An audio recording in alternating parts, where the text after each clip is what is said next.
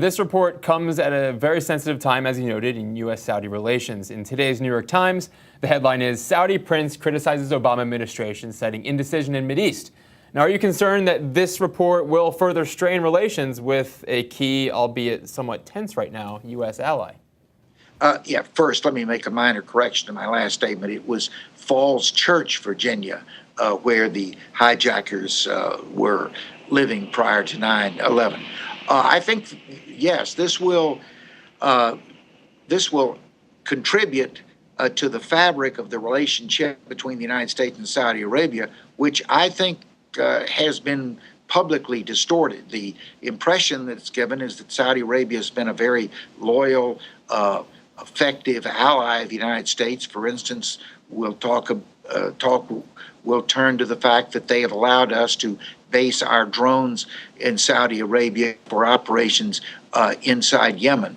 But I think there's another darker side of that relationship in which Saudi Arabia, when it has been seen to be in its national interest, such as to be supporting some of the most radical and hateful entities, madrasas that train young children to hate non-Muslims, agencies that have had a long history of collaboration and financial support to Al-Qaeda and other terrorist groups.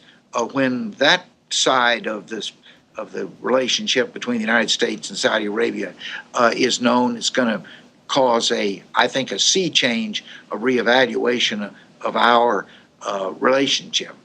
Now, with the Bush administration now out of office some 4 years, what do you want the Obama administration to do regarding these 28 pages? Do you consider this a cover-up?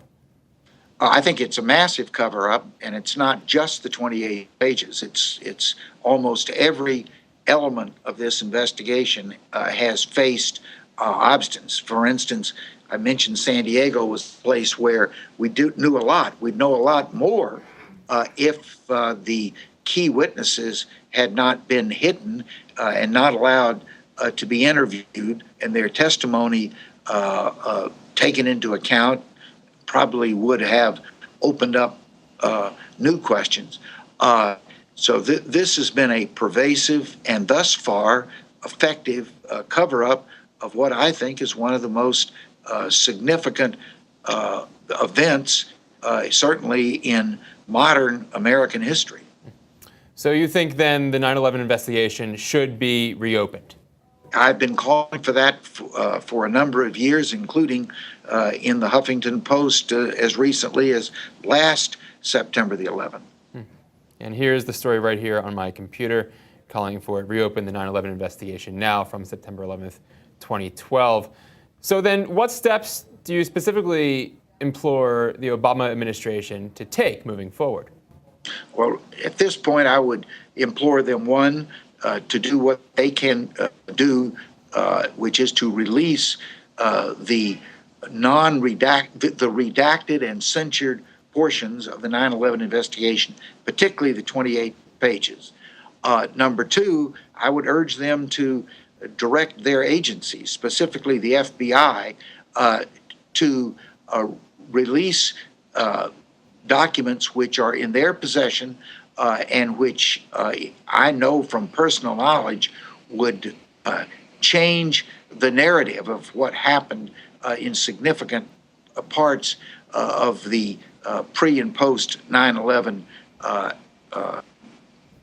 tragedy, and make it available to the American people.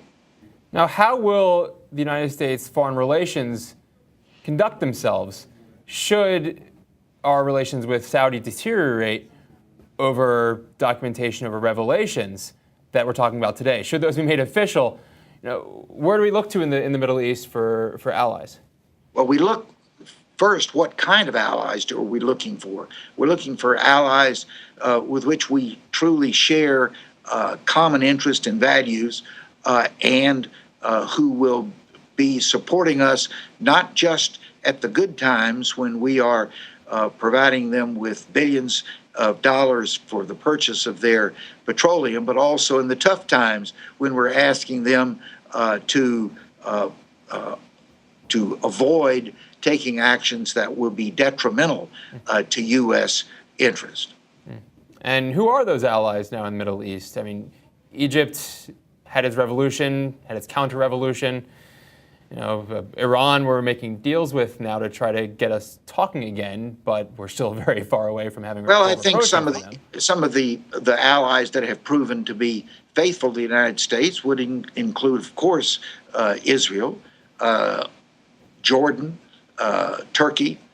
Those are countries that, while we may have occasional disagreements, the fundamental loyalty based on common views of the world and the way in which we believe peoples should be treated have sustained during easy times and tough times. But if the U.S. alliance with Saudi falls apart because of issues such as this and justifiable issues such as this, then what happens to Saudi Arabia? What happens to the sphere of influence that they belong to?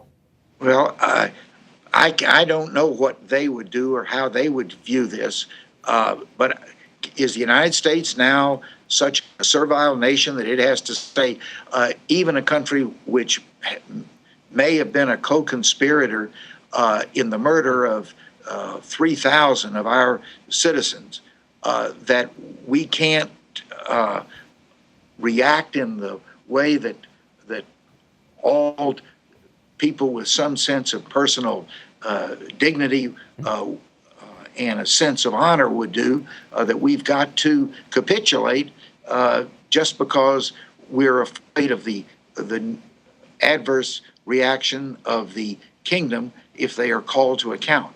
That, I think, is what essentially is happening in this litigation that's now going on, where thousands of American families who suffered the loss of their loved ones are being denied justice by the cover-up of the Saudi involvement. Senator Graham, I want to thank you very, very, very, very much for joining us. It was excellent speaking with you, and please do come again, all right?